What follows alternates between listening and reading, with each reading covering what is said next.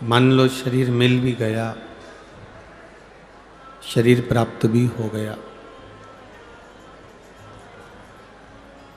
और उसके बाद भी हम भगवान का भजन ना कर पाए, भगवान का स्मरण ना कर पाए, तो ये हमारा जीवन फिर व्यर्थ है।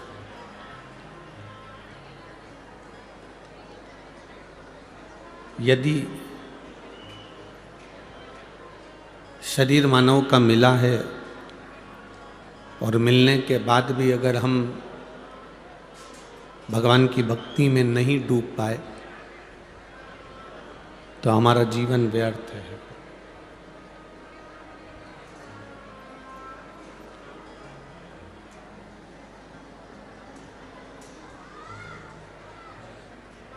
जिसकी नाक कट गई हो और वो सुनार की दुकान पर जाकर नाक है ही नहीं, पूरी की पूरी नाक ही कट गई, और वो सुनार की दुकान पर जाकर बैठ जाए और कहे, पति कहे कि तुझे जो लेना है ले ले, पूरा सुनार की दुकान तेरी है, तुझे जो पहनना हो वह पहन ले।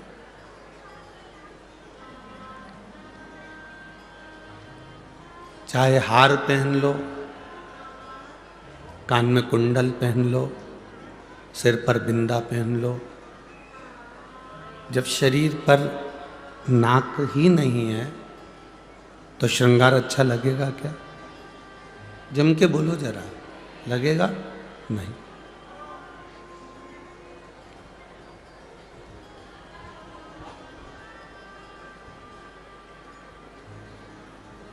लोग कहते हैं इस पंचवटी में रावण की जो बहन थी शूर्पणखा, उसकी नाक काटी गई थी।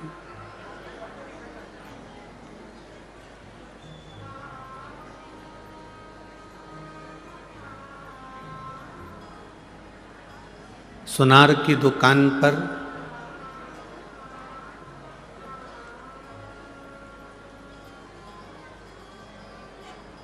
अगर नाक कटा हुआ व्यक्ति जाए, घर की शोभा नहीं होती,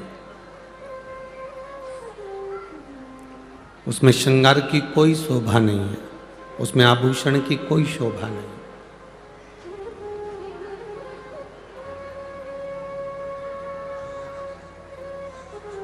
सुनार की दुकान पर अगर शूर्पणखा जाकर बैठ जाए और शूर्पणखा कहे कि मेरा श्रृंगार कर दो, तो सुनार भी कह देगा कि तुम्हारा श्रृंगार नहीं कर सकता क्योंकि तुम्हारी नाक नहीं है, तुम्हारी नासिका नहीं है, तुम्हारी नाक नहीं है।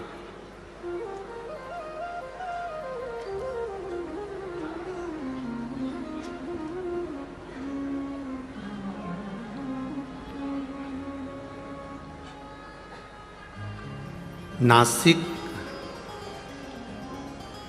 पंचवटी में भगवान राम ने शूर्पणखा को नहीं रहने दिया था।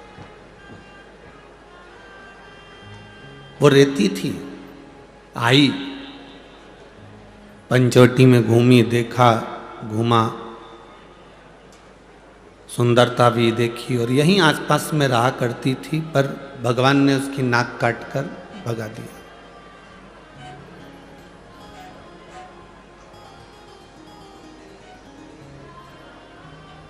शूर्पणखा कौन?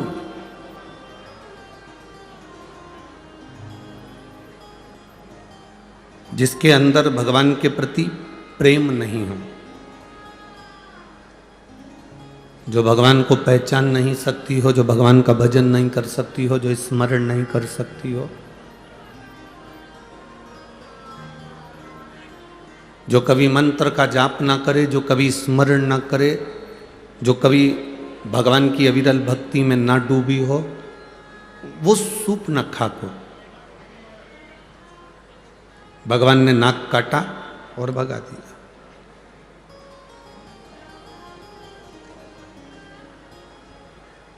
नाक काटी मतलब जब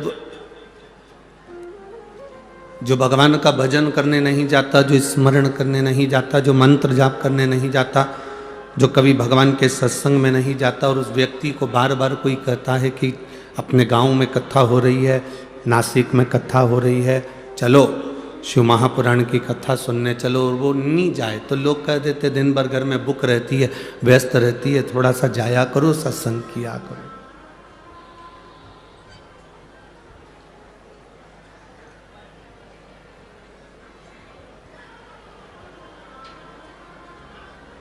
नाक कटे हुए व्यक्ति की सुनार की दुकान पर कोई काम नहीं है।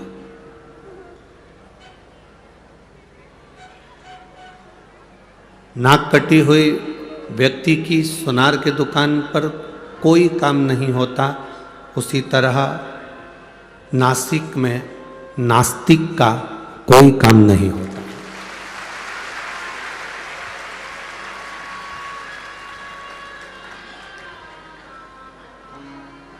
अगर गोदावरी के तट पर आप रह रहे हैं, नासिक की पवित्र भूमि पर आप रह रहे हैं, इस कपालेश्वर महादेव त्र्यंबकेश्वर बाबा की इस पवित्र भूमि पर, इस रज पर आप निवास कर रहे हैं, तो आपका भाव परमात्मा के प्रति होना चाहिए, और वो भी शुद्ध होना चाहिए। उसमें दिखावे का कोई काम ना हो आपका, कोई भ्रमित होने का कार्य ना हो आपका। सोमनाथ जी में रहने वाले गुजरात के भाई इतने खुश होते हैं कि हम सोमनाथ जी की धरा पर रह रहे हैं। उज्जैनी में रहने वाले महाकालेश्वर के पास रहने वाले इतने प्रसन्न होते हैं कि हम उज्जैनी में रह रहे हैं। विश्वनाथ में रहने वाले, काशी में रहने वाले इतने प्रसन्न होते हैं कि हम विश्वनाथ की नगरी में रह रहे हैं। कृष्णेश्वर भीमा शंकर में रहने वाले इतने प्रसन्न होते हैं कि हम कृष्णेश्वर भीमा शंकर की नगरी में रह रहे हैं। नागेश्वर में रहने वाले नागेश्वर को देखकर प्रसन्न होते हैं। केदारेश्वर में रहने वाले केदारेश्वर को देखकर प्रसन्न होते हैं। रामेश्वर में रहने वाले रामेश्वर को देखकर प्रसन्न होते हैं। मल्लिकार्जुन में रहने वाले मल्लिकार्जुन को देखकर प्रसन्न होते हैं। पर 12 ज्योतिर्लिंग में जो प्रसन्नता है, उससे 1000 ज्यादा गुना प्रसन्नता त्र्यंबक की भूमि में होना चाहिए, क्योंकि मैं ब्रह्मा विष्णु और महेश तीनों हैं। सारे 12 ज्योतिर्लिंग में केवल महेश भगवान शंकर विराजे हैं, पर केवल एक इस माँ गोदावरी का तट ऐसा है, ये भूमि ऐसी है नासिक की, जहाँ पर ब्रह्मा विष्णु और महेश तीनों एक साथ विराजे हैं। ये वो पवित्र,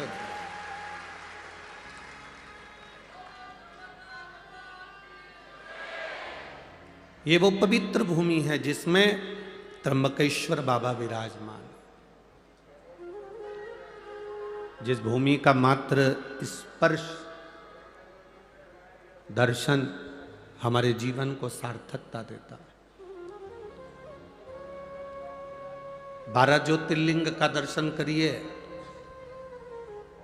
सोमनाथ जाइए, मल्लिकार्जुन जाइए, केदारेश्वर जाइए, रामेश्वरम जाइए, उज्जैनी जाइए, विश्वनाथ जाइए, कृष्णेश्वर भीमा शंकर जाइए। 12 ज्योतिर्लिंग का दर्शन करोगे, प्राण छूटने के बाद में शिव धाम मिलता है, कैलाश मिलता है। माइक कौन बंद करो।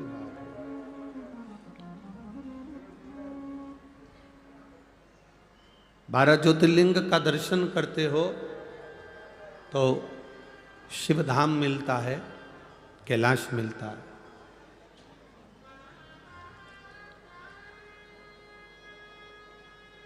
पर 12 ज्योतिर्लिंग का दर्शन करने वाला व्यक्ति सारे ज्योतिर्लिंग का दर्शन करने के बाद जब त्र्यंबकेश्वर की पवित्र भूमि पर आता है और त्र्यंबक बाबा का जब दर्शन करता है, तो उस व्यक्ति को केवल एक कैलाश नहीं मिलता, उसके सामने ऑप्शंस रख दिया जाता है कि आप ब्रह्मलोक में रहना चाहें, चाहे वैकुंठ में रहना चाहें, चाहे कैलाश पर रहना चाहें।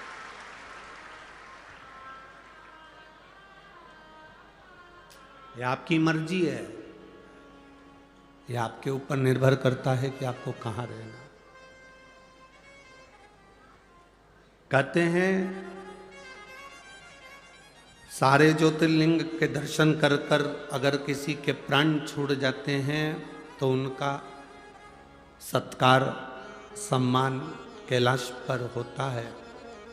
पर मान लो जो व्यक्ति 12 ज्योतिर्लिंग का दर्शन नहीं कर पाया और एक त्र्यंबकेश्वर की पवित्र भूमि पर आ गया और त्र्यंबक बाबा का दर्शन भूल से भी अगर उससे हो गया तो जब उसके प्राण छूटते हैं तो ब्रह्मा और विष्णु उसके लिए फूल की पुष्प की रंगोली डालते हैं कैलाश धाम तक जाने के।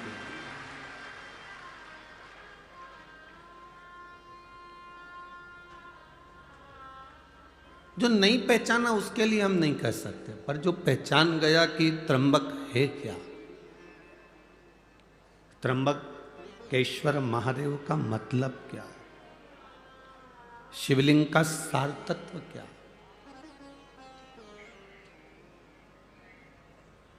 शंकर भगवान की अविरल भक्ति का फल क्या है।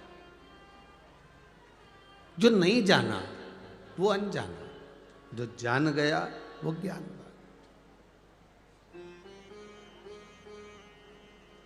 एक गंगा को भागीरथ बाबा लेकर आए थे और एक गंगा को गौतम ऋषि लेकर आए थे। एक गंगा भगवान शंकर की जटा से निकली, कलकल कर कर उत्तर में बह गई, और एक गंगा गौतम बाबा के कहने पर शंकर भगवान की जटा से निकली और दक्षिण का कल्याण कर कर बह गई।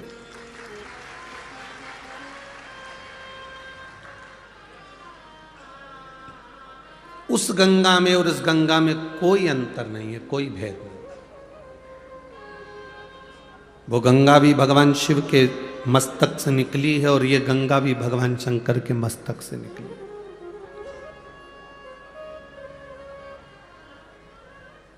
पर कई लोगों की बुद्धि में ये भरा हुआ होता है, दूर के ढोल सुहावने लगते हैं। दूर के ढोल सुहावने लगते हैं। और शिव महापुराण की कथा तो एक बात हमेशा कहती आई है,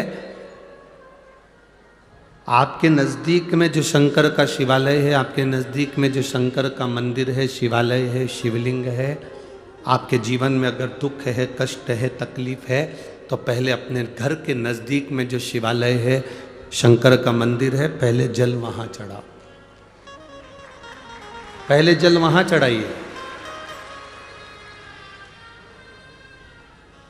आप में से जितनी माताएं बैठी हैं ना, आप सबके घर में विक्स, बाम, आयोडेक्स, बुखार की छोटी मोटी गोली, पेट दुखे तो इनो का पाउच,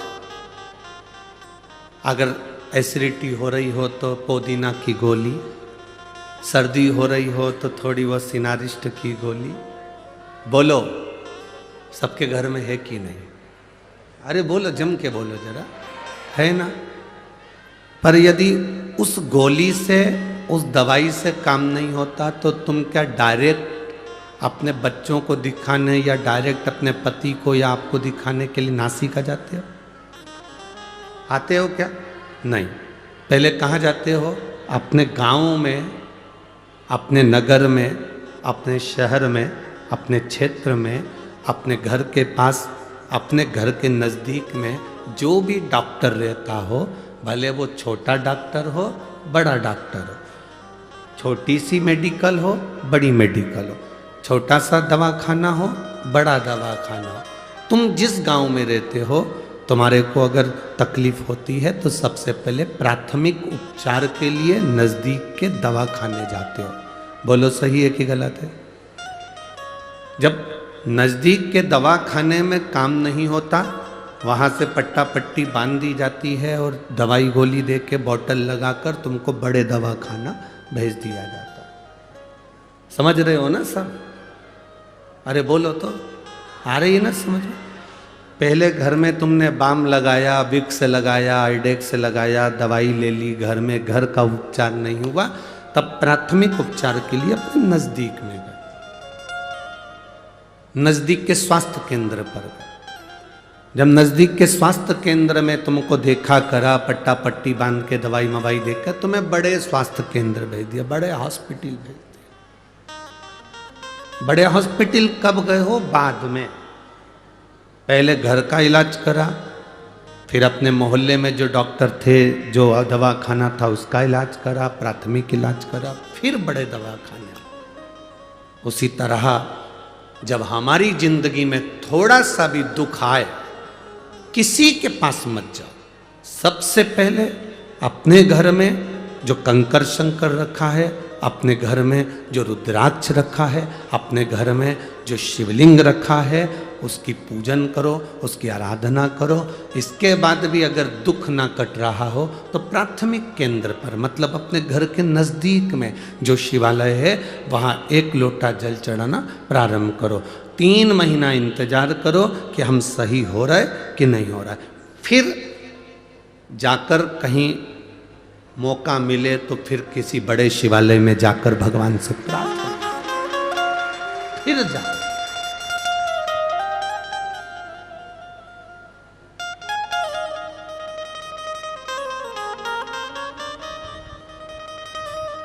भ्रम में नहीं पड़ना।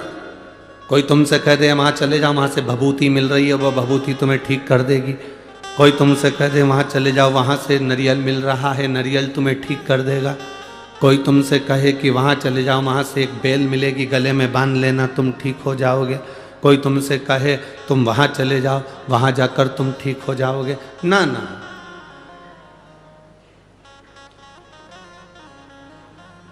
पहले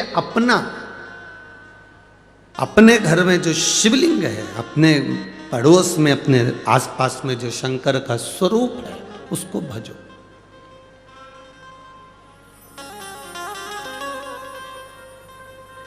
हम शिव महापुराण की कथा में एक बात करते आए हैं, आज फिर कर रहे हैं। आपको भीड़ बढ़ाने जाने की जरूरत नहीं है। कथा करवाने वाले टेंट लगा के, कल भी बहुत टेंट लगाया, आज भी बढ़ाएंगे। टेंट लगा के परेशान हो जाते हैं आप लोग। इतनी संख्या में आ जाते हो कि टेंट वाला पहले ही हाथ ऊंचा कर देता है, अब हमारे पास बिल्कुल नहीं है, अब हमारे पास है ही नहीं। हमारा तो निवेदन है, पहले आप घर में टीवी पर जब कथा है, आसन लगाकर सुनो, दिल से बाबा से प्रार्थना करो। जिस दिन बाबा आपकी झोली में खुशियां भर दे, उस दिन शिव महापुराण की कथा में जाकर बैठ जाओ। कथा का स्तर एक पत्र आया है,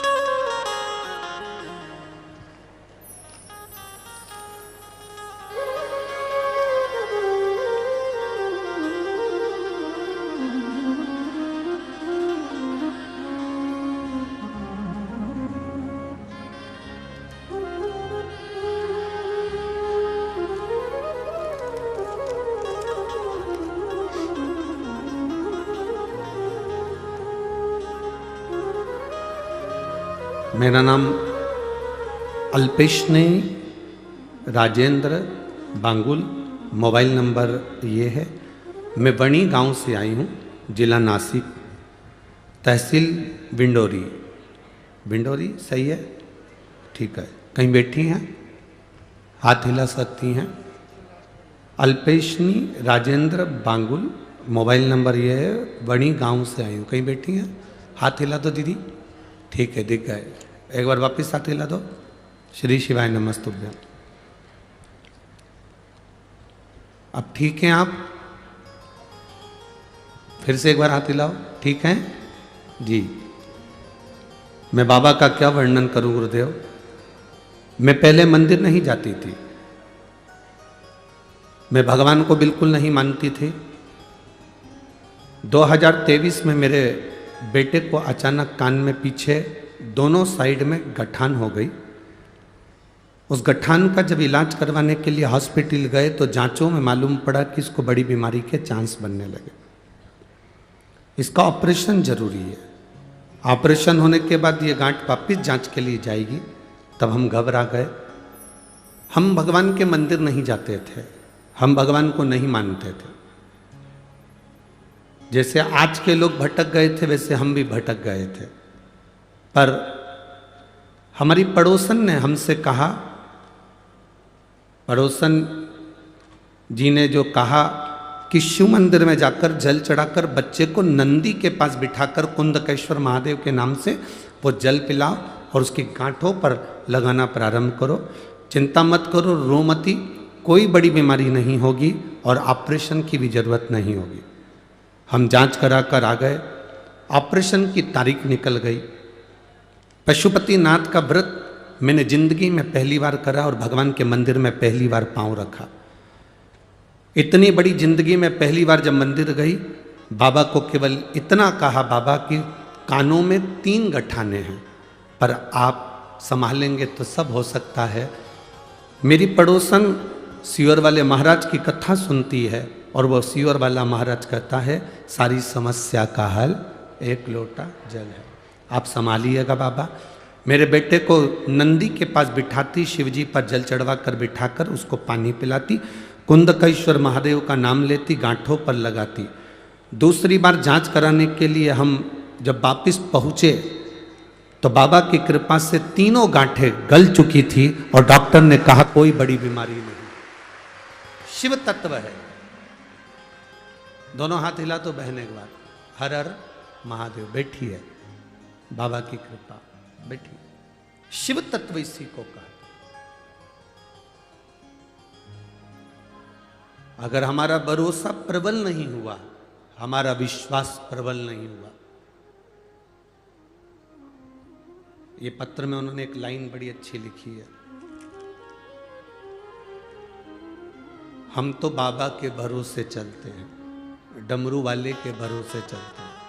नीचे लाइन लिखी है, आप कहते हो ना कि टीवी के सामने बैठकर मांगा जाता है, मैंने जो मांगा मेरे बाबा ने वो मुझे दिया है। जो मांगा, आज पहली बार मैं कथा पंडाल में आई हूं और बाबा को धन्यवाद देने के लिए आई। शिव तत्व है।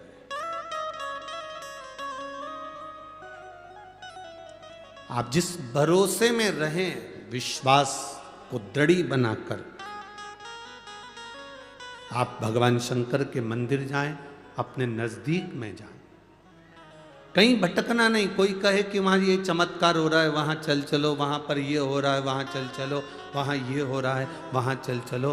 तुम एक ही बात कहना, वहां जाऊंगी तब चमत्कार का दर्शन करूंगी, उससे अच्छा है मेरा भोलेनाथ चाहेगा तो घर में बिठाकर मुझे दर्शन करा। भटकना नहीं, भ्रमित मत होना, भरमाना नहीं। कई लोग कह देते हैं कि हम त्र्यंबकेश्वर को नहीं जानते, कोई कहता है हम शिवलिंग को नहीं जानते, कोई कहता है कि त्र्यंबक है क्या, कोई कहता है किस स्वरूप में पूजा जाता है, कोई कहे, उसको कहो।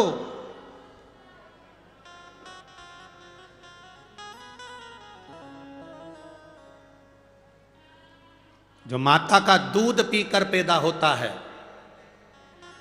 जो माता का दूध पीकर बड़ा होता है, वो कभी महादेव पर उंगली नहीं उठाता। जो बोतल का दूध पीकर पैदा होता है वो महादेव पर उंगली उठाता है। सनातन धर्म पर, इस राष्ट्र पर उंगली उठाने वाला वही व्यक्ति होता है जो थैली का और डब्बे का और बोतल का दूध पीकर बड़ा होता है। जो मां का दूध पिया होता है वो कभी उंगली नहीं उठाता। भारत की एक एक माता संस्कार की जननी है। जो अनसुईया मैया ब्रह्मा विष्णु महेश को बच्चा बना देती है, जो मां जानकी लंका की उस रावण की उस अशोक वाटिका में बैठकर भी एक घास के तिनके को हाथ में तोड़कर अपनी रक्षा कर लेती है।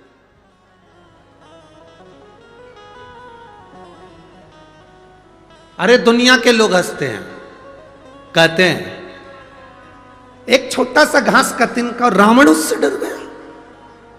रावण, छोटा सा घास का तिनका। जब रावण आता था तो सीता उस रावण के सामने वो घास का तिनका हाथ में रखकर बैठ जाती थी, और रावण उस घास के तिनके से डरता था। घास के तिनके से रावण डरता था। ऐसा क्या था घास के तिनके में? घास के तिनके में ऐसा क्या था? सीता मैया पृथ्वी से जन्म ली है, मां जानकी भूमि से पैदा हुई है, और घास भी, जम के बोलो, जम के बोलो जरा, भूमि से पैदा हुआ। तो घास सीता जी का कौन हुआ? जम के बोलो जरा। भाई, एक नारी अपने पति के साथ जाती है तो भी उसको भय लग सकता है, पर एक नारी जब अपने भाई के साथ जाती है तो कोई भय नहीं लगता। नारी को भय पति के साथ भी हो सकता है, उसके मित्रों के साथ भी हो सकता है, देवर जेठ के साथ भी हो सकता है, सास ससुर के साथ भी हो सकता है, पर नारी को, स्त्री को भय अपने भाई के साथ कभी नहीं हो सकता, अपने भाई के साथ नहीं हो सकता। इसलिए सीता जी घास के तिनके को तोड़कर अपने पास में रख लेती थी, और सीता जी को यह ज्ञान था कि मैं भूमि से हुई हूं, ये भूमि से घास हुआ है, ये मेरा भाई है, और जब तक मेरा भाई मेरे साथ में है तब तक रावण निगाह उठाकर नहीं देख सकता।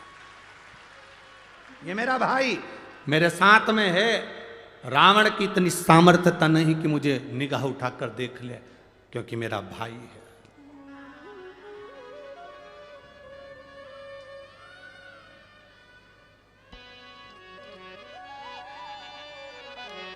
महाराष्ट्र की इस पवित्र भूमि पर, महाराष्ट्र की इस पवित्र धरा पर छत्रपति शिवाजी महाराज की ये पावन धरा, बाला साहेब ठाकरे जी की यह पवित्र भूमि, जिस पर विधर्मी, केवल बाला साहब ठाकरे एक बार निकल कर चले जाते थे तो विधर्मियों ने अपने अपने कमरे छोड़कर बाहर भाग जाते थे। आज उस भूमि पर जरा विचार करिए, हम असुरक्षित कैसे नजर आए।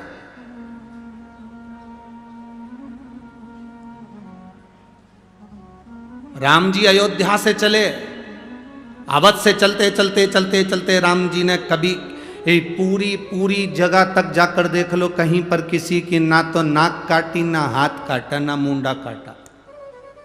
यहां आकर मेरे राम जी ने सोप ना खा कि नाक काट कर कहा कि तेरा मन भगवत भजन में नहीं लग रहा, और तू कहीं ना कहीं विधर्म की ओर आगे बढ़ रही है, और तेरा अंत होगा तब पूरा अधर्मियों का अंत हो जाएगा। तो ये वीर शिवाजी, छत्रपति शिवाजी इस नासिक शहर को, इस गोदावरी के तट को सबसे प्रथम मानते थे कि राम जी ने इस भूमि से रावण को ललकारा था, और वीर शिवाजी छत्रपति ने भी इस भूमि से उन विधर्मियों को ललकारा। पवित्र धरा, ये पवित्र भूमि है, जिस भूमि का आनंद हमारे जीवन का एक सुख देता है।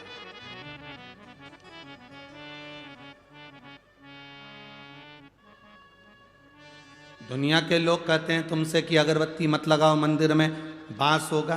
दुनिया के लोग बाद में कहेंगे कि दिया मत लगाओ, दिक्कत होगी। कितनी विचित्रता है, कितनी विडंबना है, हम कितना भटक रहे हैं। भगवान की भक्ति से हम दूर होते चले जा रहे हैं। आज का व्यक्ति मेहनत करना नहीं चाहता, और शिव महापुराण की कथा कहती है कर्म प्रधान है। शिव पुराण की कथा कहती है कर्म पूरा करो।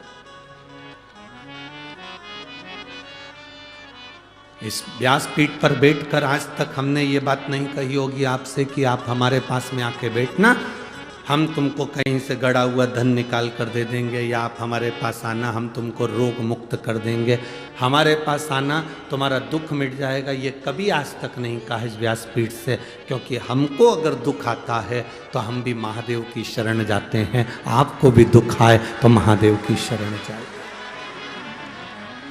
राम जी की जिंदगी में दुख आया, वो महादेव की शरण में गए। भगवान कृष्ण की जिंदगी में दुख आया तो महादेव की शरण में गए। 16,108 रानियां भगवान कृष्ण की थी और एक भी संतान नहीं थी। तब गर्गाचार्य बाबा से कहकर शिवलिंग का पूजन करा, एक एक रानी के साथ 11-11 दिन तक 1 लाख से ज्यादा भगवान कृष्ण के घर में संतान की प्राप्ति हुई शिव की कृपा से। ऐसा कोई बता दो देव हो, ऐसा कोई असुर का नाम ले लो जो शंकर की आराधना ना करा। रावण शिव की आराधना करते थे, कंस शिव की आराधना करते थे, महिषासुर शिव की आराधना करता था, तारकासुर शिव की आराधना करता था, जटासुर शिव की आराधना करता था। ऐसा कोई असुर बताओ जो शंकर की आराधना ना कराओ। ऐसा कोई देवता बताओ जिसने शिव की आराधना ना करी हो।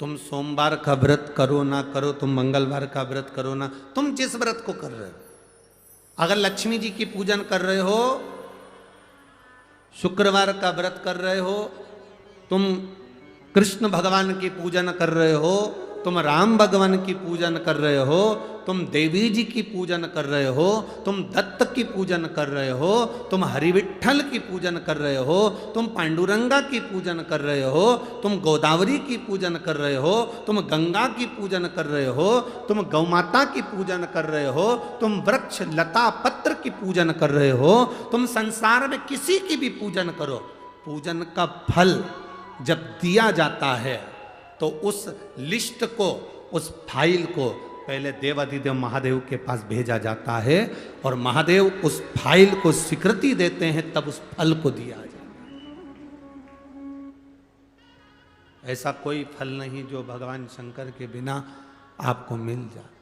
शिव के बिना कोई फल नहीं मिलता, शंकर के बिना फल की प्राप्ति नहीं होती।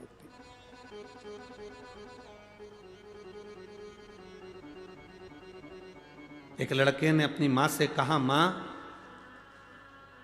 तू कह रही थी कि पंडाल में बैठकर कथा सुन लो तो उससे फल प्राप्ति होती है, तो माँ ने अपने बेटे से कहा मेहनत भी करना पड़ेगी। सियोर वाला महाराज कहता है अपना कर्म पूरा करना पड़ेगा। एक बेटा लिखा,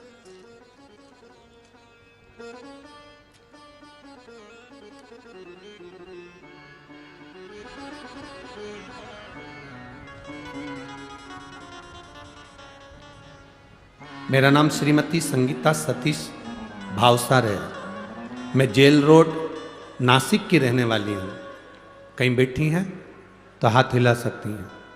कहीं बैठी हो? मेरा नाम श्रीमती संगीता सतीश भावसार है। मैं जेल रोड नासिक की रहने वाली हूँ। मेरी बेटी कुमारी सिद्धि सतीश भावसार। कहीं बैठी हैं? अगर कहीं बैठी हो तो हाथ, आप ही हैं, दोनों हाथ हिला दो एक बार। मेरी बेटी कुमारी सिद्धि सतीश भावसार बहुत दिनों से सीए की पढ़ाई कर रही है और एग्जाम दे रही, पर उसका एग्जाम क्लियर नहीं हो रहा। कभी 5 मार्क से, कभी 6 नंबर से वो रह जाती थी। मैंने अपनी बेटी से कहा शंकर जी के मंदिर जाया करो, 1 लोटा जल चढ़ाया करो।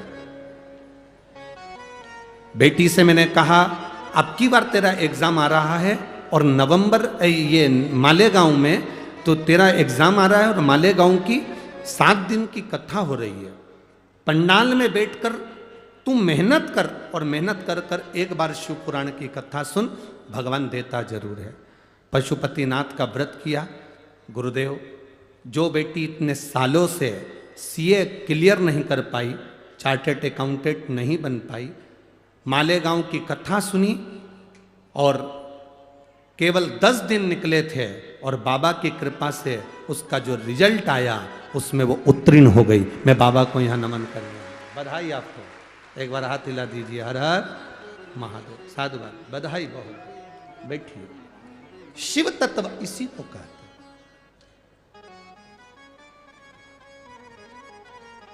अपनी मेहनत पूर्ण करो, अपने कर्म के प्रति जागरूक रहो।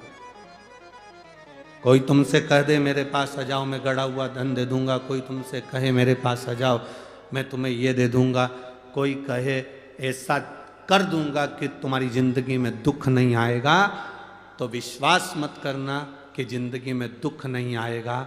पृथ्वी पर आने के बाद तो राम जी के भी जीवन में दुख आया, पृथ्वी पर आने के बाद तो भगवान कृष्ण की जिंदगी में भी दुख आया। पृथ्वी पर आने के बाद जो जन्म लिया उसकी जिंदगी में दुख जरूर आया है। तो ऐसा संसार में कोई नहीं जन्मा जिसको दुख नहीं आएगा। पर इतना जरूर है, राम जी ने शंकर को भजा, दुख कटा। भगवान कृष्ण ने शिव को भजा, दुख कटा। उसी तरह आप और हम भी अगर शंकर को भजेंगे तो दुख जरूर कटेगा, ये निश्चित है, ये पक्का है। दुख कटने का साधन है शिव, दुख कटने का साधन है भगवान शंकर की अविरल भक्ति। ओ भोला सब दुख काटो। जब आप और हम 5 बार श्री शिवाय नमस्तुभ्यम कहकर जब स्तुति गाते हैं तो उसमें कहते, हम ये नहीं कहते कि आपका दुख कौन सा है, आप तो जो दुख है हम हमारे बाबा से प्रार्थना करते हैं, भोला सब दुख काटो भारा। इस स्तुति को करने के लिए जितने लोग आस्था चैनल पर कथा सुनते हैं, जितने लोग टीवी पर कथा सुनते हैं, जितने लोग मोबाइल पर कथा सुनते हैं, जितने पंडाल में कथा सुनते हैं, बाबा से यही मंत्र का जाप करने के लिए और स्तुति करने के लिए आते हैं कि बाबा मेरे जीवन का जो दुख है वो कटे,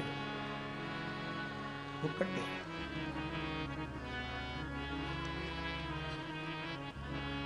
और तू है तो कटे। कोई असुर, कोई गंधर्व, कोई देवता,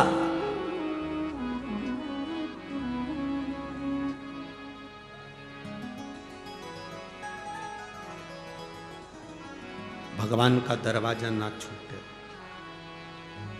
मां, महात्मा और परमात्मा, कौन कौन? बोलो, जम के बोलो। मां, महात्मा, तीसरे नंबर पर परमात्मा। एक बार फिर से बोलो, 3 कौन? मां, महात्मा और परमात्मा। इन 3 को पकड़ कर रखोगे तो जिंदगी में कभी पीछे मुड़कर देखना नहीं पड़ेगा, आगे बढ़ते चले जाओ। जो अपनी मां का आदर करना छोड़ देता है, अपनी मां का सम्मान करना छोड़ देता है, अपनी मां का हाथ पकड़ना छोड़ देता है, अपनी मां का चरण पकड़ना छोड़ देता है, वो बहुत लंबा नहीं चल पाता। मां, महात्मा और परमात्मा। दूसरे नंबर पर है महात्मा, संत, साधु, गुरुजन। संत, साधु, गुरुजन किसको कहा? कोई कपड़े पहन लिया, जटा बढ़ा ली, खूब तिलक छापा कर लिया, खूब सारी माला पहन ली, तो उससे कोई संत या साधु नहीं बन जाता। संत साधु का सबसे बड़ा लक्षण है, संत साधु का सबसे बड़ा गुण है, जो उसके पास जाता है उसके जैसा नर्म बन जाता है और भगवान की भक्ति में डूब जाता है। संत साधु के पास गए और प्रॉपर्टी की बात कर रहे हो, संत साधु के पास गए और जमीन जायदाद की बात कर रहे हो, संत साधु के पास गए और तुम अन्य अन्य बातों को कर रहे हो, तो उसमें सुख का अनुभव नहीं है।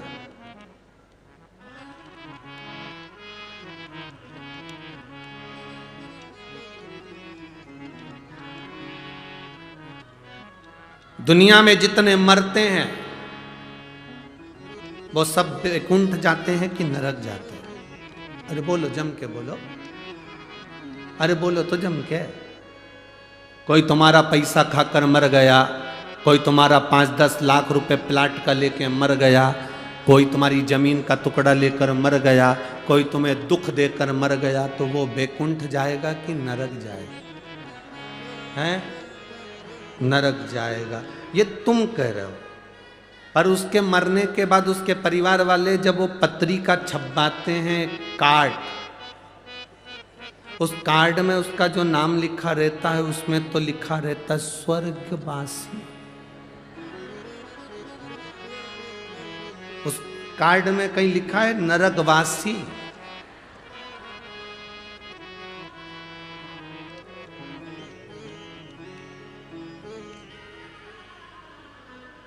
विदेश में कोई मरता है तो कह देते हैं एक्सपायर, डेड बॉडी। पर हमारे यहाँ तो कितना भी पापी से पापी भी मर जाए तो भी उसके नाम के आगे लिखा रहता है स्वर्गवासी। क्यों? क्योंकि वो भारत की भूमि पर जन्मा है, और भारत की भूमि पर जो जन्म लेता है वो नरक कभी नहीं जाता। अच्छा चलो जाने दो, तुम्हें सियोर वाले महाराज की बात पे भरोसा नहीं हो तो एक एक पुराण उठाकर बता दो। हिरण्यकशिपु मरा, प्रहलाद का पिता मरे तो नरक गए कि स्वर्ग गए? बोलो बोलो जम के। रावण मरा तो वैकुंठ गया कि नरक गया? चलो वो भी जाने दो। जिस हिरण को बाण मारा था वो वैकुंठ गया कि नरक गया?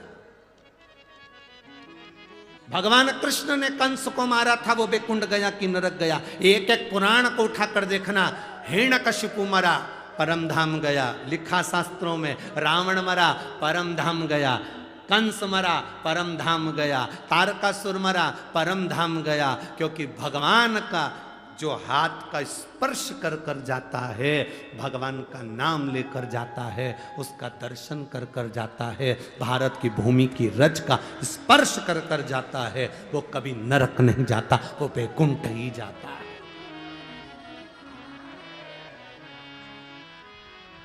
कितनों के घर जाकर देख लेना, जिन जिन के घर में कोई बुजुर्ग मर गए हो उनका फोटो लगा होगा, उस फोटो के नीचे लिखा होगा स्वर्गीय। अब उसके नाम के आगे कभी नहीं लिखा नरकीय, उसमें लिखा स्वर्गीय।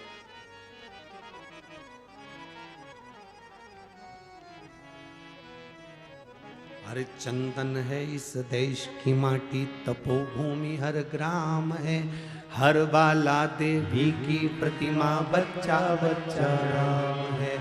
जिसके सैनिक समर भूमि पर गाया करते गीता हैं, उसी माटी के हल्के नीचे खेली करती सीता है। चंदन है इस देश की माटी, तपोभूमि हर ग्राम है, हर बाला देवी की प्रतिमा, बच्चा बच्चा राम। ये भूमि ही कुछ ऐसी है, ये धरा ही कुछ ऐसी है, इतनी पवित्र है ये भूमि, जिसको समझने वाला समझ सकता है। आज के ज़माने में बड़े बड़ी गादियों पर लोग बैठ जाते हैं, बड़ी बड़ी पीठ पर लोग बैठ जाते हैं और भेद करते रहते हैं। वो ज्योतिर्लिंग बड़ा है, वो ज्योतिर्लिंग छोटा है, वो शंकर बड़ा है, वो शंकर छोटा है, ये महाराज बड़ा है, वो महाराज छोटा है।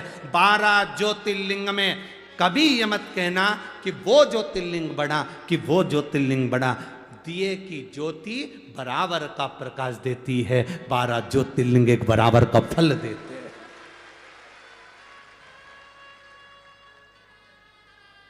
हम भेद कर रहे हैं, हमारी बुद्धि भेद कर रही है।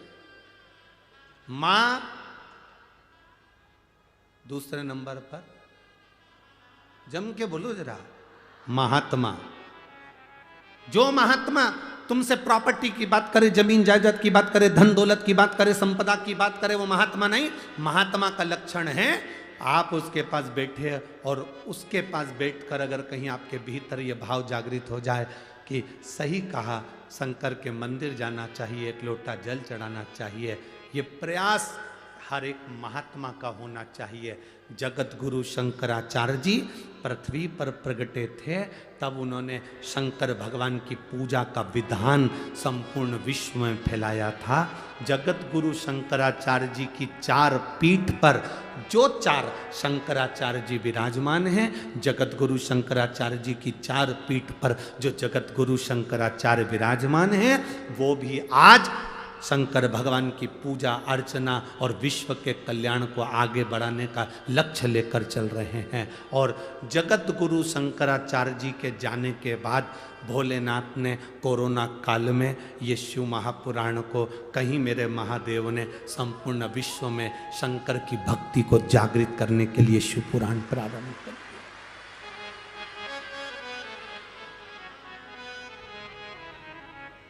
हमको इतनी प्रसन्नता हुई, किसी ने एक पत्र लाकर दिया।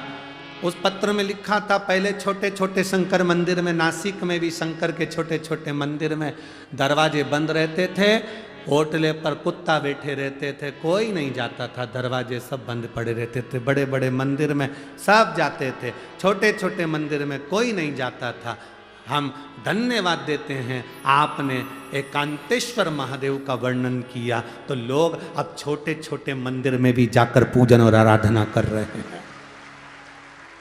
छोटे छोटे मंदिर में भी पूजा आराधना कर रहे हैं। एक एक मंदिर में छोटे से छोटा शिवालय हो, चाहे बड़े से बड़ा शिवालय हो, उन शिवालयों का आनंद अपने आप बड़ा है, अपने आप है।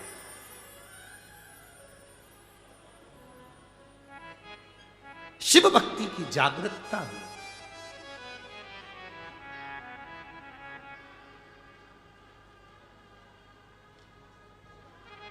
और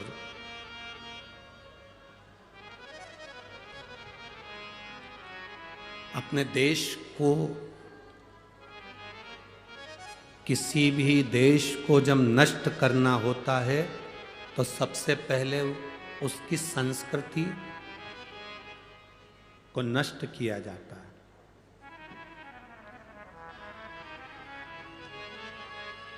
विधर्मी जब किसी राष्ट्र को बर्बाद करते हैं, नष्ट करते हैं, उस पर आक्रमण करते हैं, तो सबसे पहले भीतर घात करते हैं, उसकी संस्कृति को, उसकी सभ्यता को, उसके संस्कारों को नष्ट करते हैं, उसके संस्कारों को नष्ट करते हैं, उसकी संस्कृति को नष्ट करते हैं। और आप सबको मैं धन्यवाद देता हूं, शिव महापुराण के माध्यम से आप लोगों ने जो शंकर के मंदिर में जल चढ़ाना प्रारंभ करा, इस भारत की संस्कृति को फिर आगे बढ़ा दिया। अब बर्बाद नहीं हो सकता। राष्ट्र फिर मजबूत हो गया, सनातन धर्म फिर मजबूत हो गया। धर्म की जय हो, अधर्म का प्राणियों में और विश्व का फिर सनातन धर्म मजबूत हुआ है, जब आप लोग भगवान के देवालय शिवालय तक जा रहे हैं।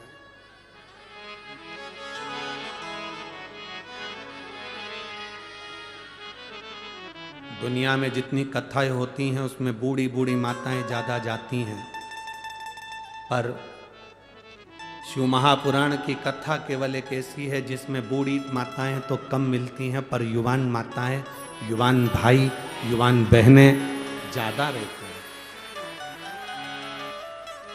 ज्यादा बुजुर्ग माताएं तो बेचारी ग्राउंड के अंदर ही नहीं घुस पाती है, प्रवेश नहीं। गाड़ी बहुत दूर रोक दी जाती है तो अंदर कैसे जाए? बोलो सही है कि गलत है? तो बूढ़ी माताएं तो पहले ही मना कर देती, बाहर से नहीं चला जाए, घोड़ा दुखे, मैं नहीं चला, मेरे से नहीं चला जाए। तो युवान युवान बहुएं, बेटियां, मेरी माताएं, मेरी जीजियां, मेरे जवान जवान जीजा होन, मेरे बेटे, मेरी बहनें इस कथा में आकर जब बैठती हैं, यहाँ से जो ग्रहण करती हैं वो लेकर जाती हैं और अपने बच्चों को वो संस्कार देती हैं। एक लोटा जल पकड़ा कर मंदिर भेजती है, तो वो गौरव उत्पन्न होता है, वो सुख उत्पन्न होता है, वो आनंद की अनुभूति होती है।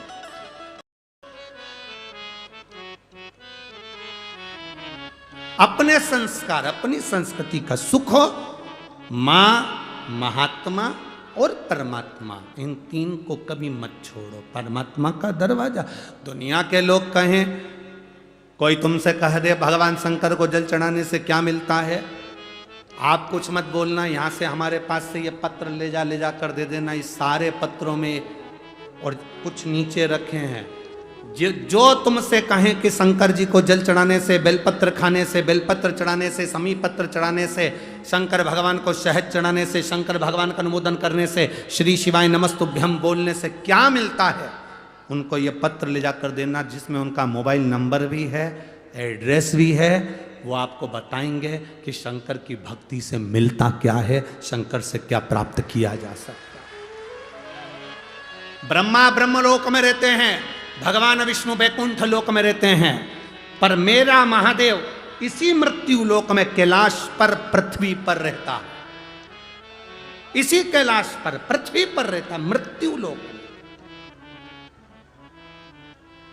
आप पुकारोगे वो तुरंत आएगा। जिस दिन आप समझ गए, उस दिन जिंदगी का सुख आपके भीतर होगा। जिस गोदावरी के तट पर आप कथा सुन रहे हैं, जिस माता गोदावरी के तट पर सप्तशृंगी माता के इस पावन सानिध्य में, त्र्यंबकेश्वर बाबा के इस पावन सानिध्य में, कपालेश्वर महादेव के इस पावन सानिध्य में, कालेराम जी के इस पावन सानिध्य में शिव महापुराण की कथा सुन रहे हो, इस पवित्र भूमि पर बैठकर अगर आप कथा का रसतत्व ग्रहण कर रहे हो, तो ये विश्वास मानकर चलना, ये भूमि ने अगर असुरों को दिया, राक्षसों को दिया, तो देवताओं को भी दिया है।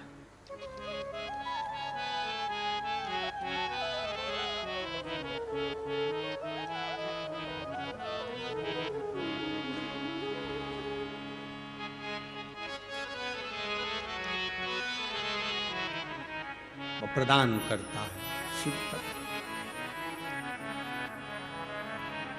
एक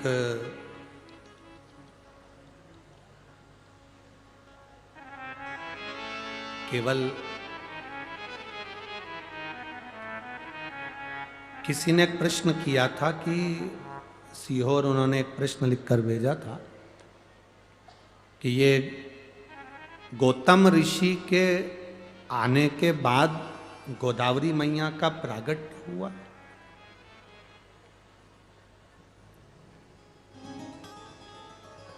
गौतम ऋषि के आने के बाद गोदावरी मैया का प्रागट्य हुआ है। जिसने प्रश्न किया वो अच्छे से एक बार स्कंद पुराण पढ़ना, ब्रह्म वैवर्त पुराण पढ़ना,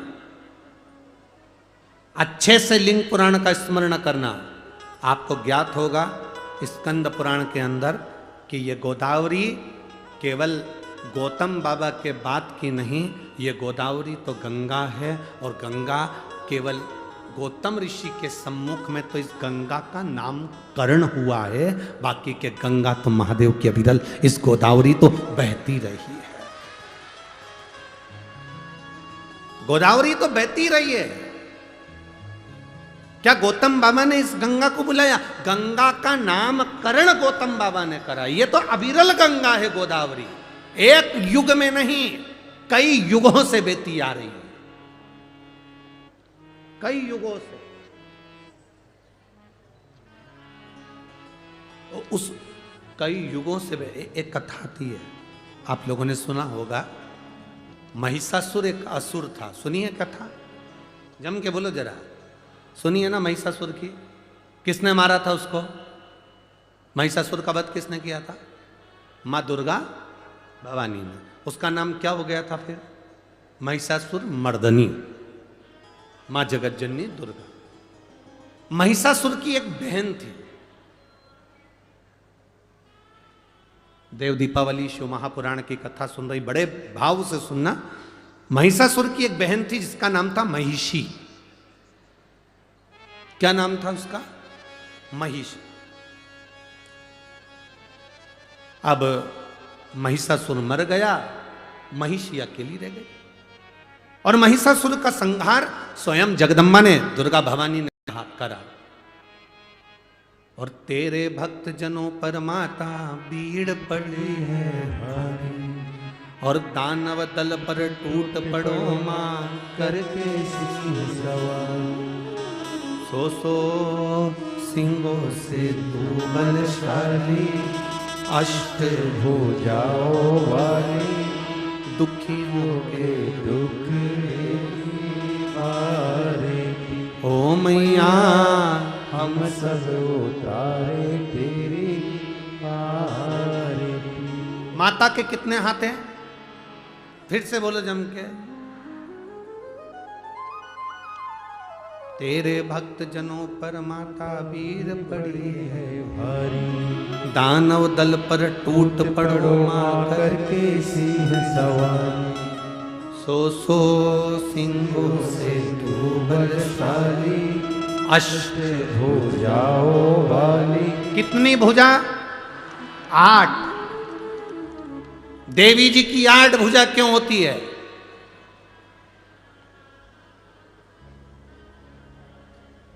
भगवान शंकर की 4 भुजा, भगवान नारायण की 4 भुजा, द्वारकाधीश की 4 भुजा, तिरुपति बालाजी की 4 भुजा।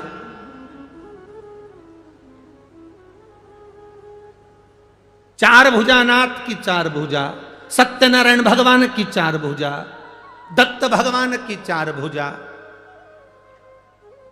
और देवी की 8 भुजा। शंकर भगवान, नारायण भगवान, विष्णु भगवान, इनके 4 हाथ, 4 बेटों को अपनी उंगली पकड़कर चलना सिखाते हैं।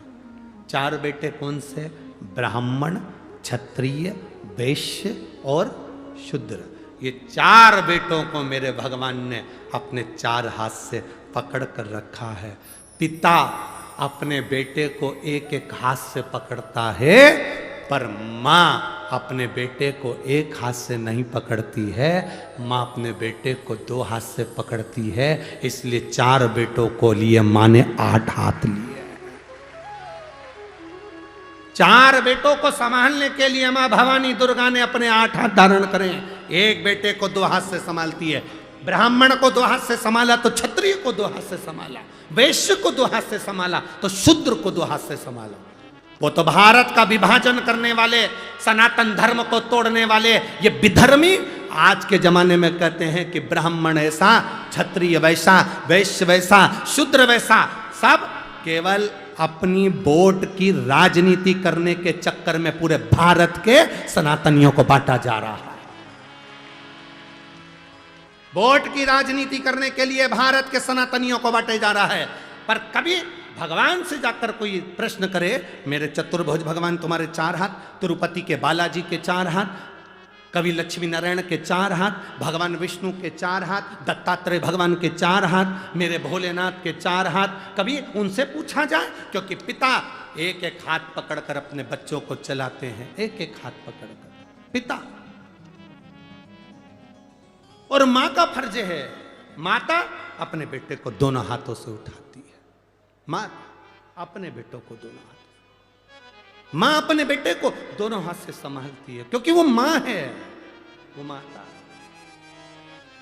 माता अपने पुत्र को दोनों हाथों से संभाल ले।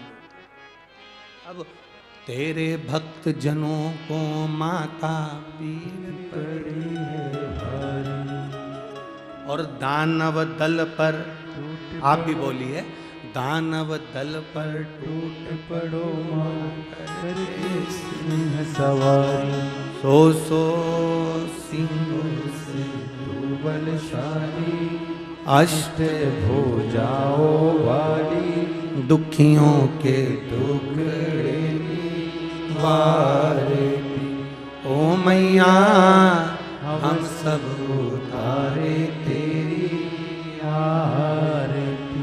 मां महिषासुर को मारने के लिए जब प्रगटी, मां ने जब महिषासुर का संहार करा, हमारे देवता कभी किसी जाति में किसी को नहीं बांटे। अगर जाति में बांटे हुए होते तो मेरे राम शबरी के दरवाजे पर जाकर झूठे बेर ना खाते, भिलनी के हाथ के वो झूठे बेर मेरे राम ना पाते। क्यों आए? अरे भक्तों के घर भी सांवरे जाते रहा करो, दर्शन के नैन बावरे दर्शन दिया करो। कहते हैं प्रेम से प्रभु छिल के भी खा गए, कहते हैं प्रेम से प्रभु छिल के भी खा गए। शबरी के झूठे भेद भी खाते रहा करो, दर्शन के नैन बावरे दर्शन दिया करो। जब इस पंचवटी में सूपनखा की नाक कट गई थी, लक्ष्मण जी की आंख से आंसू गिरे। इस पंचवटी में नासिक की पवित्र भूमि पर जहां आप लोग बैठकर शिव पुराण की कथा सुन रहे हो, गोदावरी के तट पर लक्ष्मण जी की आंख से आंसू बहे। राम जी ने पूछा, लक्ष्मण आपकी आंख में आंसू? हाँ भैया।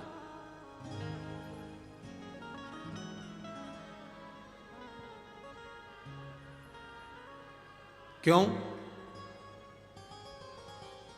किस लिए? कहा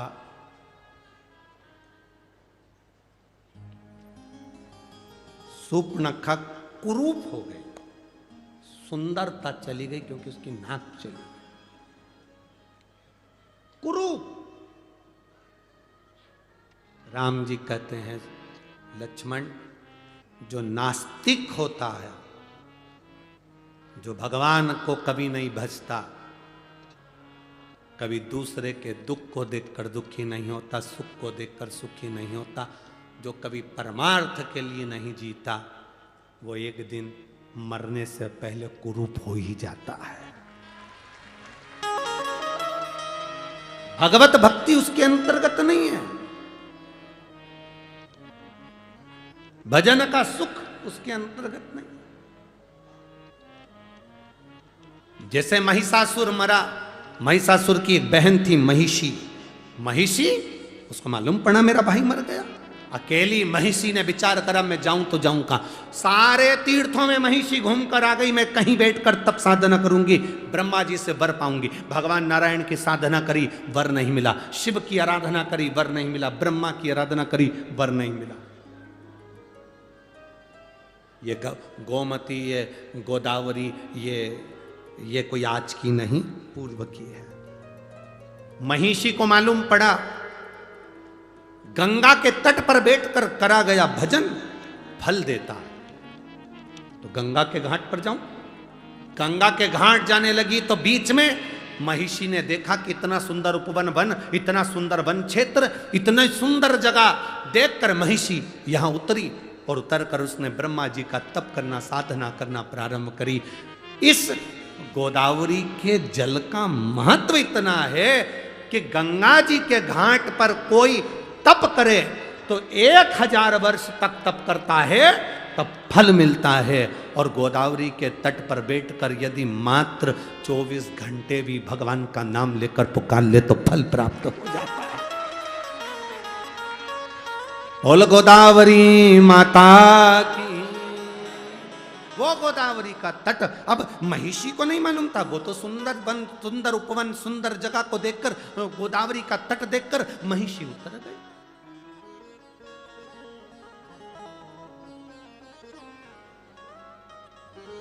महिषी उतरी, सुंदर तट देखकर, सुंदर उपवन देखकर महिषी उतर। अब महिषी ने, उसको नहीं मालूम कि गोदावरी का महत्व क्या, राक्षस क्या जाने, असुर क्या जाने।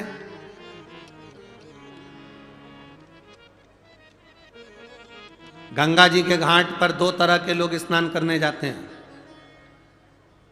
एक वो स्नान करने गए तो अपने पूर्वजों को पार लगाते हैं, और दूसरे वो स्नान करने के लिए जो जाते हैं उनका सामान चोरने के लिए आते हैं।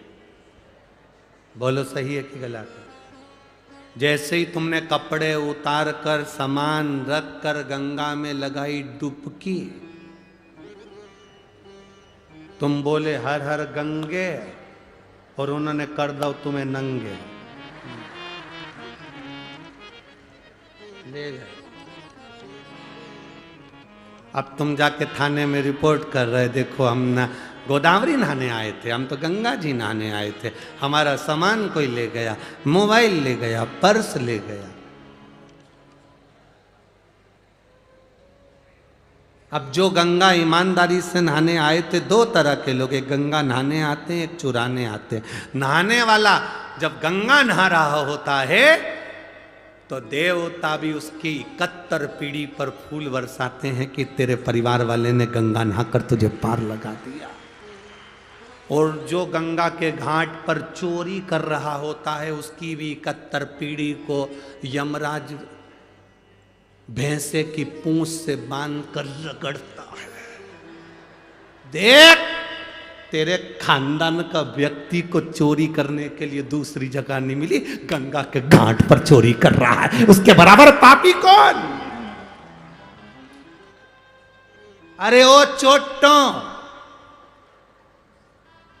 दुनिया में सब जगह चोरी करो, पर जो तीर्थ हैं भारत की भूमि के, उसमें जाकर कभी चोरी मत करो, तुम्हारी 71 पीढ़ी भी तड़पती है, तुम्हारी 71 पीढ़ी भी तड़पती है कि कहां गंगा के घाट पर चोरी करने के लिए गया, कहीं दूसरी जगह नहीं मिली थी। 71 पीढ़ी को भोगना पड़ता है।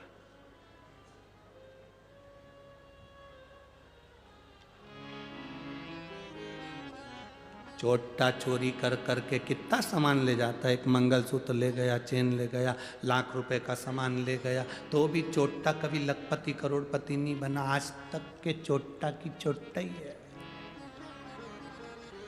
और जिनकी चेन मंगलसूत्र चले गया, वो थोड़े दिन रोने के बाद भगवान से कही मेरी चेन मंगलसूत्र चले गया। भगवान ने कहा बहुत दिन से पहन रही थी, चिंता मत कर, हल्का बहुत था इसलिए भारी दिलाना था, टेंशन क्यों लेती है, चिंता ना कर। इसलिए आशीष बार बार कहते हैं अपनी चेन अंगूठी मोबाइल पर्स लेकर यहां मत आओ, सावधान इंडिया। क्यों आते हो, क्यों लाते हो, कहता है तुम सुनो तब तो।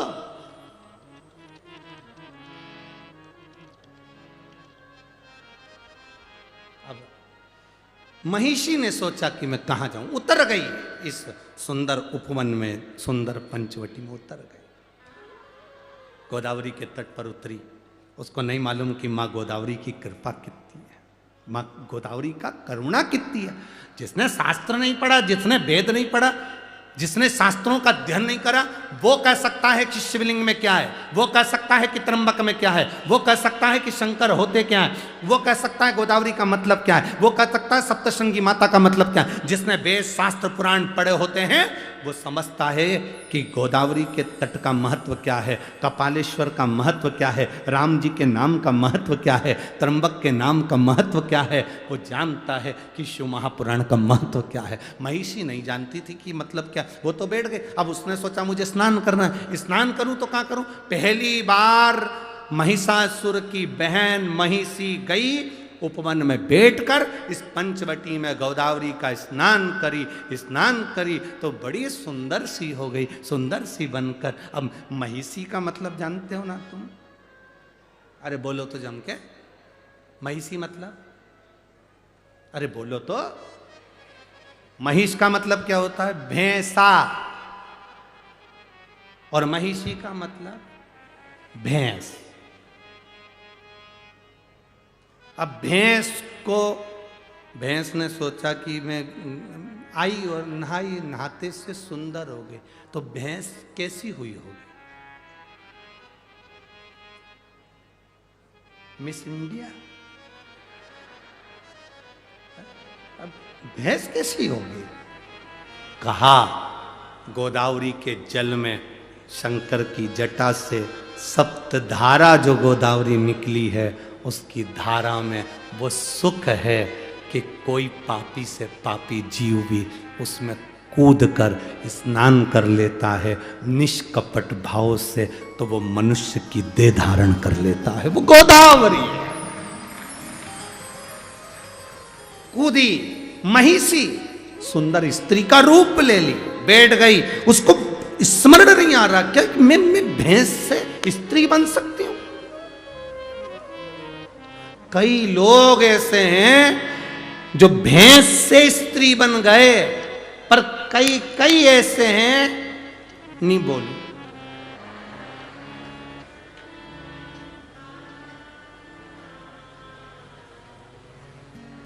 समझ गए, भैंस जैसे हो गए। भैंस के आगे कितनी भी बीन बजाओ वो नहीं सुनती। सास कितनी भी के बेटा सिर पे पल्लू डाल के रहा कर।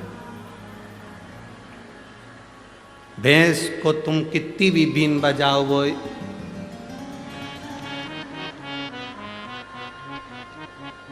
तो कोई ऐसे हैं जो भैंस से स्त्री बन जाते हैं और कोई ऐसे हैं। हम नहीं बोलेंगे देखो हमको 4 दिन और रहना है, 3 दिन और रहना है, काय को आफत बोल ले, या नासिक वालों से आफत बोल ले के कहा जाए। तो कोई वो भैंस से स्त्री बन जाए और कोई स्त्री से भी भैंस बन जाए, तो बात नहीं है। कितना के उनसे ए बेटा ऐसा कर ले,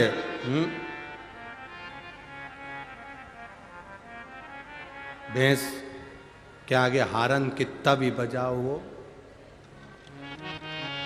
भैंस भी कहती ना मैं इनंग जाऊं, रोड मेरे काका की, नहीं हटूंगी। आखिरी में गाड़ी साइड से ले जाना पड़ती है, पर भैंस नहीं। मेरा सासुओं से निवेदन है, जब भैंस नहीं सुने तो अपन साइड से निकाल ले।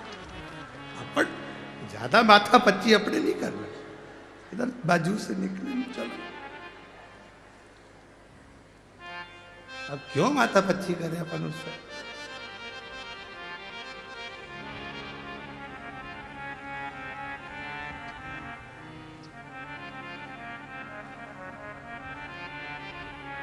शिव कथा कहती है, भगवान शंकर का संवाद कह रहा है, शिव महापुराण की कथा कह रही है। महिषी सुंदर स्त्री का रूप ले लिया। सुंदर स्त्री का जब रूप महिषी को मिल गया तब करा। महिषासुर की बहन थी इसलिए असुर प्रवृत्ति की थी, राक्षस प्रवृत्ति उसके अंदर भरी थी।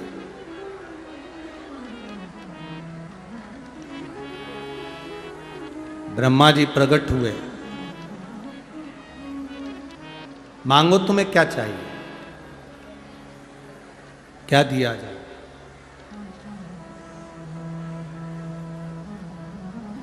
महिषी ने कहा बस मुझे अमर कर दो, मैं मरूं ना,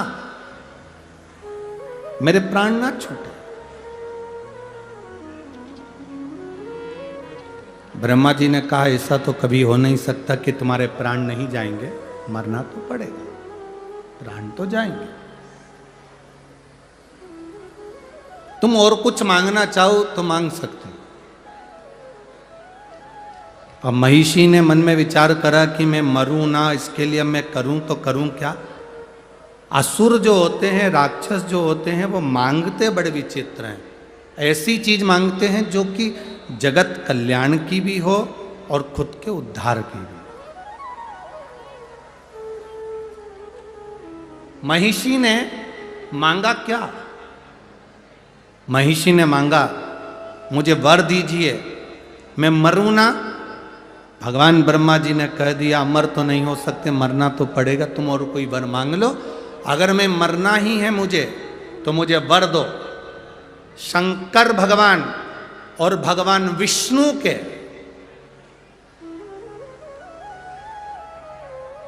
शिव और विष्णु के द्वारा प्रकट उनकी संतान मुझे मारे। अब जरा विचार करिए, तारकासुर ने मांगा था कि शंकर भगवान की संतान मुझे मारे।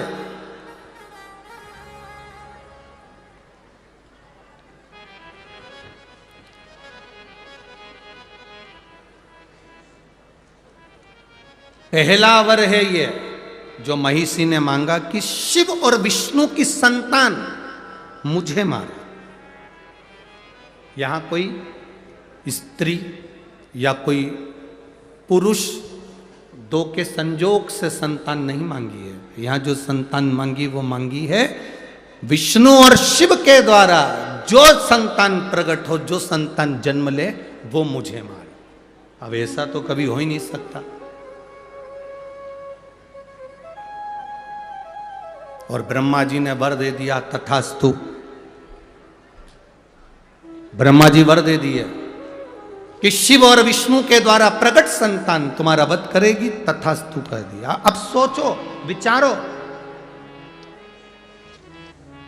ब्रह्मा जी ने वर दे दिया, महिषी को लगा कि अब तो मैं मर ही नहीं सकती, क्योंकि भगवान शंकर और भगवान विष्णु, इनके द्वारा बच्चा कैसे होगा, संतान कैसे होगी।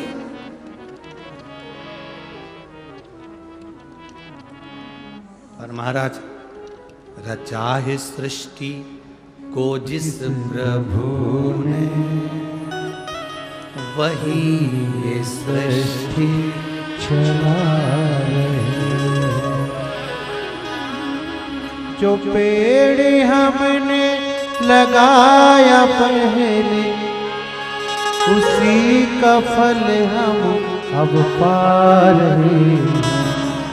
चाहे सृष्टि को जिस प्रभु ने, वही ये सृष्टि चला रहे। शिव कथा कर रही है, भगवान शंकर का संवाद कर रहा है। महिषी ने वर मांगा कि शंकर और विष्णु की संतान मेरा वध करे, जो भूतो ना भविष्यते हो ही नहीं सकता। एक पुरुष और स्त्री की संतान प्रकट होकर मार सकती है, पर दो देवता शिव और विष्णु की संतान कैसे हो। ब्रह्मा जी ने वर दे दिया, तथास्तु। सृष्टि की रचना करने वाले ब्रह्मा जी अब वर तो दे बैठे, अब विचार में पड़ गए कि वर महिषी को दे दिया कि शंकर और विष्णु की संतान इस महिषी को मारेगी, करें तो करें क्या। ब्रह्मा जी संकोच में पड़ गए, एकांत में जाकर बैठ गए, बहुत गहन चिंतन करने लगे, क्या होगा, संतान कैसे होगी, संतान की प्राप्ति कैसे होगी। आया समय, राक्षसों ने उपद्रव मचाया, समुद्र मंथन का समय आ गया। और रचा है सृष्टि को जिस प्रभु ने, वही ये सृष्टि चला रहे। बस आ गया समय, मंथन का समय आया। देवता असुरों के बीच में साझा हुआ, अमृत निकलेगा, पाएंगे। मंथन के समय पर सब कुछ निकला, विष भी निकला, रतन माणिक मोती औषधि सब निकले, बाद में अमृत निकला। अमृत असुर लेकर चले गए, तब भगवान नारायण मोहिनी स्वरूप धारण कर लिए। कौन सा स्वरूप रखा भगवान विष्णु ने, मोहिनी स्वरूप। महिषी ने वर क्या मांगा था, भगवान नारायण और शिव के द्वारा प्रकट संतान मेरा वध करे। अब राक्षसी तो राक्षसी है, उसने उपद्रव मचाना चालू कर दिया। भले वो सुंदर बन गई तो क्या हुआ, वन में रहने लगी, उपद्रव करने लगी, भयंकर उपद्रव मचाया, भयंकर उपद्रव।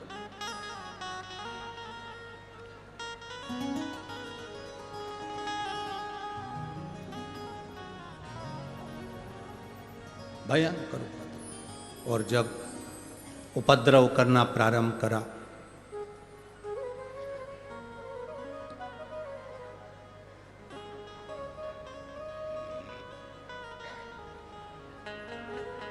संहार करना जरूरी है। लोग कहते हैं समुद्र का मंथन अमृत की प्राप्ति के लिए किया था।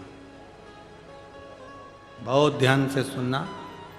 दुनिया के लोग कहते हैं समुद्र का मंथन अमृत की प्राप्ति के लिए किया था।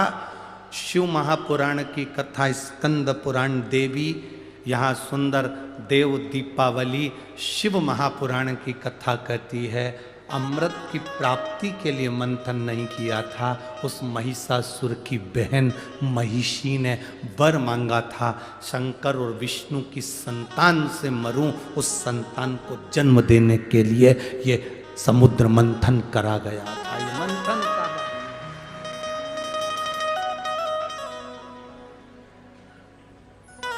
भगवान विष्णु ने मोहिनी स्वरूप धारण करा।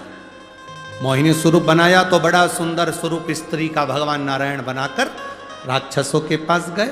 अमृत का कलश लिया, मैं देवताओं को मदिरा पिला दूंगी, तुमको अमृत पिला दूंगी, ऐसी बात कर कर देवताओं और राक्षस को बिठा दिया।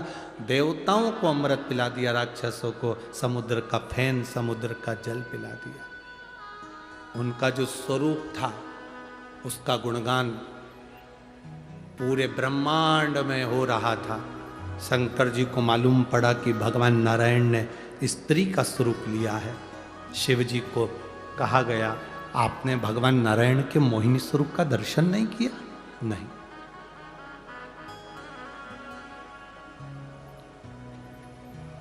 और पकड़ के गोरा जी की बैया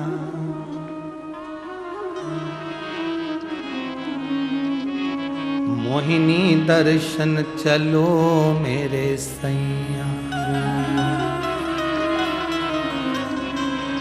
पकड़ के गौरा जी की बैया मोहिनी दर्शन चलो मेरे संग।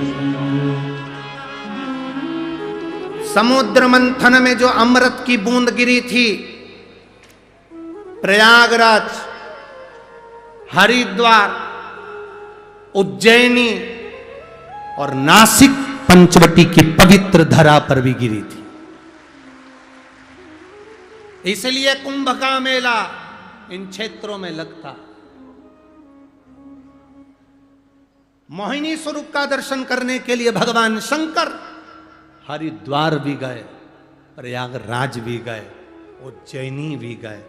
आखिरी में भी मोहिनी स्वरूप का दर्शन जब भगवान शंकर को नहीं हुआ, तब इस नासिक, इस गोदावरी के तट पर शिव आए और भगवान के मोहिनी स्वरूप का दर्शन किया।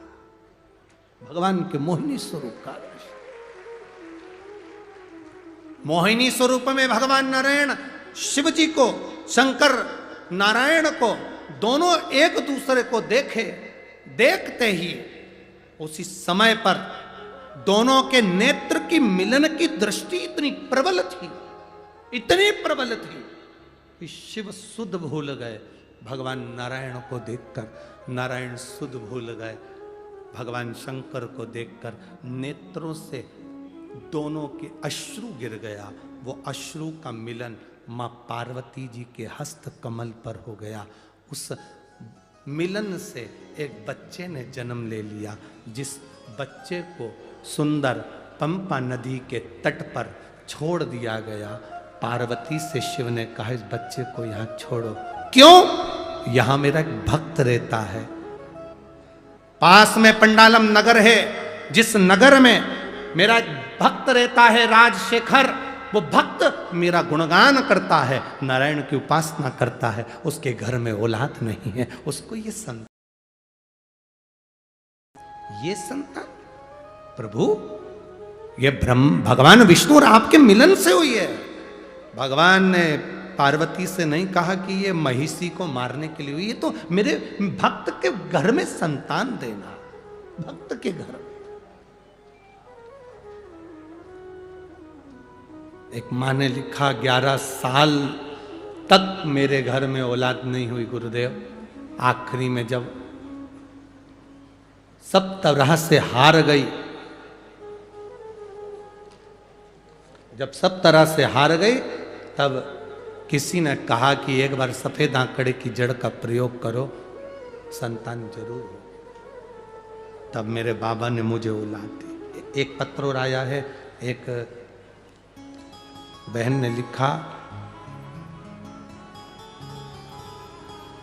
मेरे पति पानघर पुलिस में है, उनका नाम रविंद्र शिवाले है, उनकी पुलिस की नौकरी है, अच्छी पद पर हैं। 2022 में उनके मुंह में एक छाला हो गया था, जिसका मैं फोटो लगा रही हूं मेरे पति का। ऑपरेशन के पहले का, ऑपरेशन के बाद का जो फोटो है वो दिखा रही। कहीं बैठी हैं तो हाथ हिला सकती हैं। बैठी हैं कहीं? आप ही हैं? दोनों हाथ हिला दो एक बार। श्री शिवाय नमस्तुभ्यम। मेरे पति पानघर पुलिस में हैं, उनका नाम रविंद्र शिवाले है। सन 2022 में उनके मुंह में छाला हो गया। हमने 9 अगस्त 2022 में उनको हॉस्पिटल में जांच कराई। डॉक्टर ने कहा कि इनका जो छाला है उस छाले के आसपास में से जगह को काटना पड़ेगा। काटने के बाद वो जगह चेक करने के लिए जाएगी, क्योंकि इनको जो छाला है वो साधारण नहीं है, पूरे लक्षण जो हैं वो अन्य बीमारी के हैं। अब हम बुरी तरह से हार गए गुरुदेव। फिर हम 29 अगस्त 2022 को केवरी मानवता हॉस्पिटल मुंबई नाका नासिक में ऑपरेशन के लिए भर्ती किए। 30 अगस्त को ऑपरेशन करने के लिए बोला गया गुरुदेव। तभी शिव महापुराण की कथा हो रही थी और किसी ने कहा कि शिव पुराण की कथा टीवी पर आ रही है, उसमें गुरुजी हरताली के तीज का महत्व बताएं। हरताली का तीज के दिन फुलेरे का दर्शन 5 जगह करना चाहिए। दर्शन कर कर जो मांगते हैं वो मिलता है। मैंने मेरी पड़ोसन से कहा, मेरा पति को डॉक्टर ने बड़ी बीमारी बता दी है, जांच होने जा रही है। अगर मेरे बाबा ने मेरी सुन ली, कहीं शिव पुराण होगी तो जाकर सुनूंगी, बाबा को निवेदन करूंगी। गुरुदेव, गाल का हिस्सा काटा गया। जांच के लिए सारे जितनी जगह हमने डॉक्टरों की जांच कराई थी, सबने कह दिया था इनको ये बीमारी है और रहेगी, इसलिए वो स्थान काट कर भेजा गया। पर बाबा तो बाबा है गुरुदेव। जो जांच आई उसमें कैंसर बीमारी नहीं आई, मेरे बाबा ने मुझे बचा लिया। शिव तत्व है। ओ घड़ी शंभो शंकर। ठीक है बाबू, शिव कृपा बनी रहे। एक बार हाथ हिलाकर हर हर महादेव। शिव तत्व इसी को कहते हैं। एक भक्ति, एक भरोसा, एक विश्वास, एक दृढ़ता जीवन का सुख देते, जीवन का आनंद देते। अरे तेरी कृपा बिना न हिले, एक की भी लेते हैं श्वास,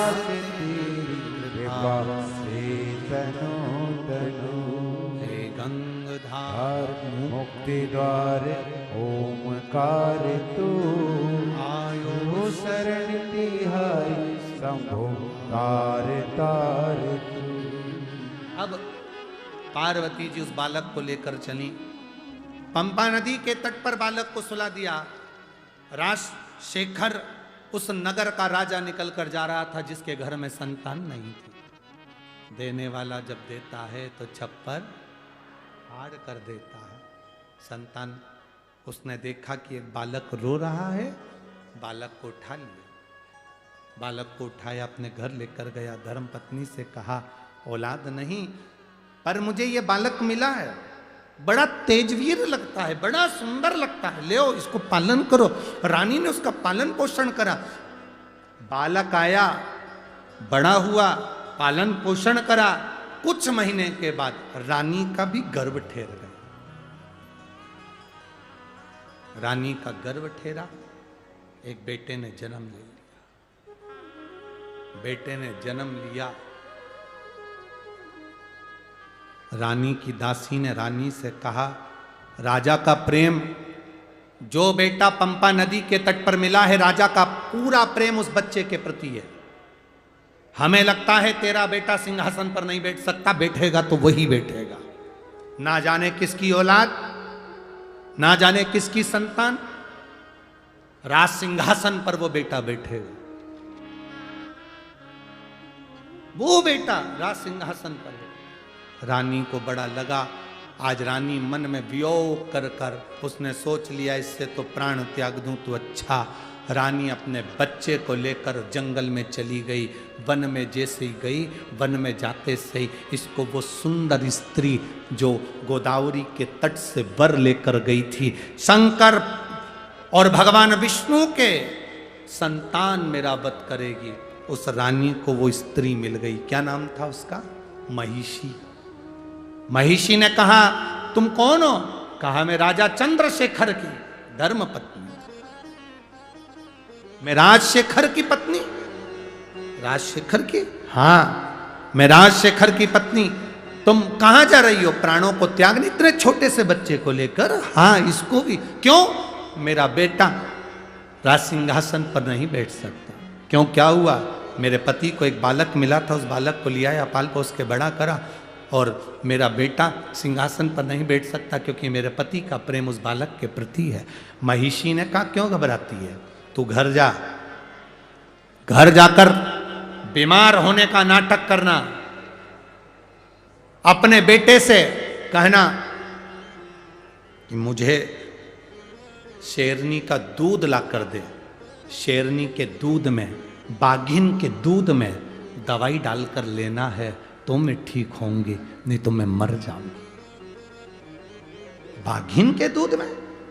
हाँ तेरा बेटा बाघिन का दूध लेने के लिए आएगा, शेर उसको खा जाएगा, अगर शेर नहीं खाएगा तो मैं उसको खा जाऊंगी और मार दूंगी। तो क्यों चिंता करती है, जा घर। महिषी ने बुद्धि में रानी के भर दिया। रानी घर चली गई, बीमार होने का नाटक कर लिया, बीमार होने का नाटक करा। रानी जैसे बीमार होने का नाटक करी तो अपने बेटे को बुलाया। कौन से बेटे को? जिसको उसने पाल पोस कर बड़ा करा था, जो पंपा नदी के तट पर मिला था, जिसका नाम राजशेखर ने अयप्पा रखा था। क्या नाम रखा था? जम के बोलो जरा। अयप्पा, जिसका नाम राजशेखर ने अयप्पा रखा था। बुलाया, आवाज लगा, आवाज लगाकर रानी ने आवाज लगाई, अयप्पा, स्वामी अयप्पा। जो आवाज लगाई, अयप्पा दौड़ कर आया। मां, मां, क्या बात है? मां तुरंत कहती है मेरे को दवाई लेना है और बाघिन का दूध चाहिए, शेरनी का दूध, अगर वो नहीं मिला तो मैं मर जाऊंगी। पिता ने कहा, पति बोले अपनी रानी से, राजा बोला रानी से, किसको बोल रही है शेरनी का दूध लाने को? बाघिन का दूध लाने के लिए? छोटा सा बच्चा है अयप्पा, या अयप्पा छोटा सा है और तो बाघिन का दूध लाने को बोल रही है, शेरनी का दूध। इतने में तो बच्चे ने अपने पिताजी से कहा, राजा राजशेखर से कहा, चिंता मत करो पिताजी, मैं दूध लेकर आता हूं। राजशेखर के पास में से अयप्पा स्वामी दौड़ पड़े और अयप्पा दौड़ते दौड़ते दौड़ते दौड़ते जंगल में पहुंच गए। जंगल में पहुंचे तो शेरनी को जो देखा, देखकर शेरनी खाने के लिए दौड़ी, पर अयप्पा स्वामी बच गए। तो महिषी ने सोचा मैं इसको मार देती हूं, मेरी सहेली का काम बन जाए। महिषी ने अयप्पा स्वामी को मारने के लिए प्रयास करा। भगवान अयप्पा स्वामी ने उसी समय महिषी को पकड़कर संहार कर दिया। संहार करा। अपनी मां के लिए अगर शेरनी का दूध लेकर जाऊंगा तो पात्र नहीं लाया, किस बर्तन में लेकर जाऊंगा? अयप्पा स्वामी ने शेरनी को पकड़ा, उसके ऊपर चढ़ गए और चढ़कर शेरनी को, बाघिन को अपनी मां के पास लेकर पहुंच गए। मां, ये बाघिन लेकर आया हूं, इसका दूध निकाल। ये शेरनी लेकर आया हूं, ये बाघिन लेकर आया हूं, इसका दूध निकाल मां। और इसका दूध निकाल कर तो दवाई में पी ले। मां ने आंख में से आंसू बहाए।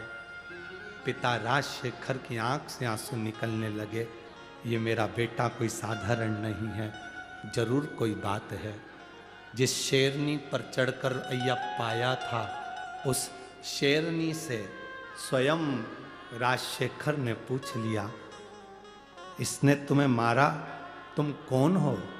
शेरनी कहती है, जिस जगत जननी की अंजलि में नारायण और शंकर का श्रु का मिलन हुआ था, उससे यह बालक जन्म लिया। यह बालक साधारण नहीं, शंकर और विष्णु की संतान अय्यप्पा स्वामी है। भगवान शंकर और विष्णु की संतान अय्यप्पा स्वामी है, यह साधारण संतान नहीं। राजशेखर पहचान गए, पर बेटा अब राज सिंहासन पर बैठने को तैयार नहीं हुआ। पिताजी मुझे जाना होगा, पिताजी मुझे जाना होगा। तभी शबरी पर्वत पर जाकर, शबरी पर्वत के ऊपर अय्यप्पा स्वामी शेरनी पर चढ़कर गए और बैठकर तब साधना में लीन हुए। महिषी के प्राण चले, महिषी के।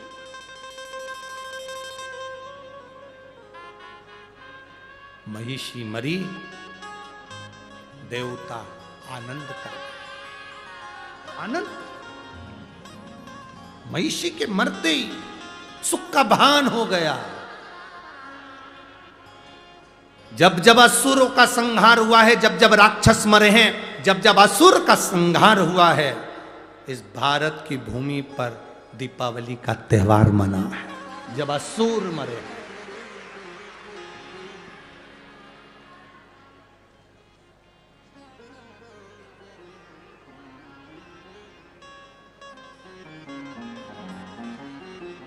अब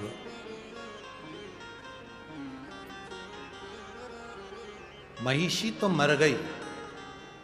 गोदावरी के तट का जो फल महिषी ने मांगा था, वो वचन भगवान ने निभा दिया। भगवान नारायण और भगवान शिव की संतान अय्यप्पा स्वामी ने उसको मार दिया। अय्यप्पा स्वामी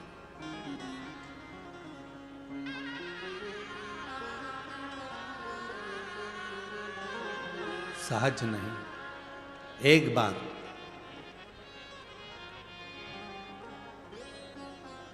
काशी में माता पार्वती भगवान शंकर के साथ विचरण कर रही, तभी भगवान शंकर को माता पार्वती जी ने प्रश्न किया, स्वामी, संसार के लोग, मृत्यु लोक में जन्म लेने वाला मनुष्य जो दुख में ग्रसित होता है, दुख में भरा रहता है, दुख में ग्रसित है, उस जीव का कल्याण कैसे, उसका उद्धार कैसे? एक पत्र है, देखिए। मेरा नाम कविता दीपक जमादार है। कहीं बैठे हैं तो हाथ हिला सकती हैं, आप ही हैं। मेरा नाम कविता दीपक जमादार है। मेरा 2013 में किडनी ट्रांसप्लांट हुआ है और 2021 में मुझे कैंसर हुआ है। एक बार फिर से हाथ हिलाइएगा। 2013 में मेरा किडनी ट्रांसप्लांट हुआ, 2021 में मुझे कैंसर हुआ, 6 कीमो हुए। केमो लेने के बाद भी मेरी तकलीफ बढ़ती गई। बाद में मुझे माइकोसिस हुआ। गुरुदेव, तकलीफ बहुत बड़ी, कष्ट बहुत बड़ा। कैंसर जैसी बीमारी भी कष्ट देने लगी, सही होने का नाम नहीं ले रही। तब शिव जी पर एक लोटा जल चढ़ाती, आचमन कर लेती। कब तक दवाई खाऊं, कब तक भय से जिंदगी जीऊं? और गुरुजी, अब मैं बाबा के भरोसे रह रही हूं। जब दवाई खाती थी तब पलंग पर थी, आज जल पीती हूं तो पंडाल में बैठकर कथा सुन रही हूं। ये शिव की कृपा। आराम है बाबू? ठीक है अभी पहले से? दोनों हाथ एक बार हिला दीजिए। इतनी बड़ी बीमारी होने पर गुरुदेव किडनी का ट्रांसप्लांट करा लेना, 21 से अभी तक कैंसर रहना, और कैंसर होने के बाद जब पलंग पर पड़ गई थी तब बहुत दुखी थी, पर अब मेरे बाबा का जल पीती हूँ ना, पूरे भरोसे से पीती हूँ। पहले पलंग पर थी, अब मेरे बाबा की कृपा से मैं कथा के पंडाल में हूँ, टीवी पर कथा सुनती रहती हूँ और बाबा के भरोसे जीती रहती हूँ। मैं पूरी तरह से ठीक हूँ। मेरे पति महाराष्ट्र पुलिस में ही नासिक में स्थापित हैं, उनकी नौकरी यहीं है। बाबा की बड़ी कृपा है गुरुदेव। शिव की कृपा क्या होती है कोई मुझसे पूछे, मेरा मोबाइल नंबर इस पर्चे में भी लिखा हुआ है गुरुदेव। शंकर शंकर है, इतनी बड़ी बीमारी में भी मुझे मुस्कुराना उसने सिखाया है और अच्छा रहना उसने सिखाया है। शिव कृपा। बैठिए बहन, शिव की करुणा इसी को कहते।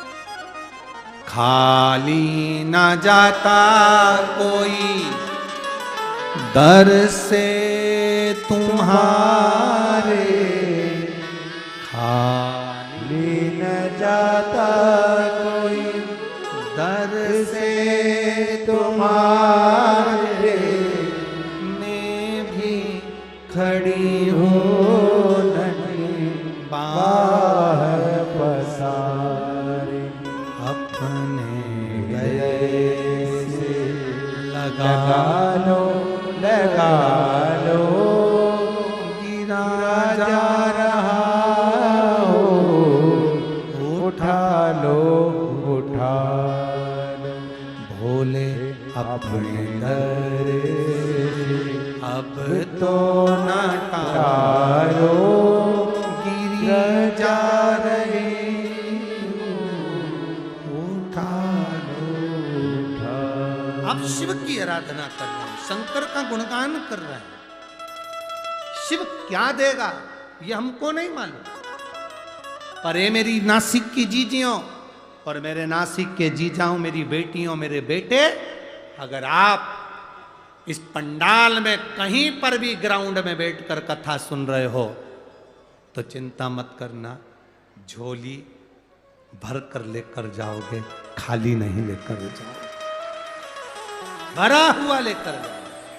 कार्तिक का महीना, दामोदर मास है, गोदावरी का तट है, त्र्यंबकेश्वर बाबा की साक्षी है, सप्तश्रृंगी माता, कपालेश्वर महादेव, भगवान राम की साक्षी में कथा सुन रहे हो, सहज नहीं हो सकता।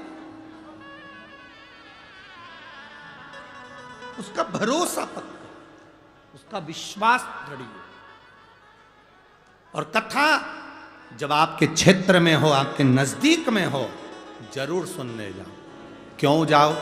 क्योंकि बाबा के पास जाओगे तो बाबा भी तुम्हारी दुख की घड़ी में तुम्हारे दरवाजे के पास आकर खड़ा हो जाएगा। जब तुम्हारे नजदीक में कथा हो, सुनने जरूर जाओ, उसके भरोसे जाओ, उसके सहारे जाओ।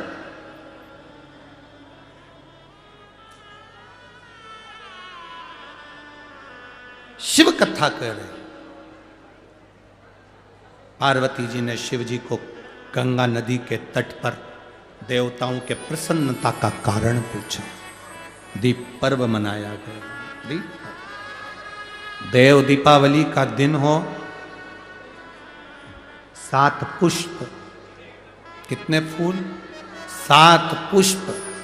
देव दीपावली के दिन कोई भी 7 पुष्प, कोई भी जो तुमको मिल जाए, 7 पुष्प अपने घर के पास में, घर के अंदर जो मटका होता है, हंडा होता है, पानी का बर्तन होता है, रसोई घर में जहाँ तुम पानी भर कर रखते हो, 7 पुष्प को उस स्थान पर रखिए देव दीपावली के दिन। और देव दीपावली के दिन सुबह के समय पर अपने उस परिंडे की जगह पर, मटके वाली जगह पर, हंडे वाली जगह पर रखकर 7 घी के दीप रसोई घर के अंदर प्रज्वलित करिए। 7 दीप की पूजन करिए और पूजन कर कर वो 7 पुष्प जब दीप ठंडे हो जाएं, पूर्ण तरह से आनंद के साथ सुबह के समय जब आप पूजन कर लें, उन 7 पुष्प को दिन भर में से कभी भी देवाधिदेव महादेव के दरवाजे पर, शिव के दरवाजे से मतलब है शंकर के ऊपर। अगर शिव के मंदिर नहीं जा सकते तो बेलपत्री के नीचे, बेलपत्री के नीचे भी नहीं जा सकते तो पवित्र नदी के तट पर, या पीपल के वृक्ष के नीचे, या आंवले के वृक्ष के नीचे वो सातों पुष्प को अपनी कामना कर कर लक्ष्मी प्राप्ति के लिए कुछ देर रख दें। रखने के बाद एक पुष्प उसमें से वापिस बाबा से कुबेर भंडारी का भंडार भरने के लिए लेकर आए, उसको अपने पास में रख कर देखना। अगले साल जब देव दीपावली आएगी तब तुम्हें याद आएगी कि बाबा ने भंडार भरा, खाली नहीं रखा। तो 7 पुष्प 7 दीप सुख देने वाली देव दीपावली का वर्णन कल की कथा में हम स्मरण करेंगे, उसको सुनेंगे हम उसको। सहज नहीं है शिव। माता सती का प्रागट्य होता है, सती मैया का शिव जी से विवाह होता है। बाद में दक्ष प्रजापति की सभा में ही मां अपने उस यज्ञ मंडप में प्राणों को त्याग देती है। हिमालय राज के यहाँ उनका जन्म हो जाता है, पार्वती के रूप में प्रकट हो जाती है।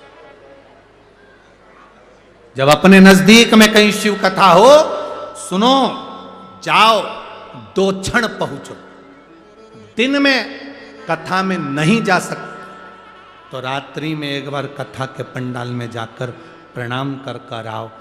दिन में समय नहीं मिले, पति को नौकरी से दुकान से फुर्सत नहीं मिले, तो उसको कहो अपने नासिक में कथा हो रही है, 4 बिस्कुट के पैकेट रख लेते हैं, पानी की बोतल रख लेते हैं, भक्तों को पिला कर आएंगे। बाबा क्या देगा ये उसके ऊपर निर्भर करता है।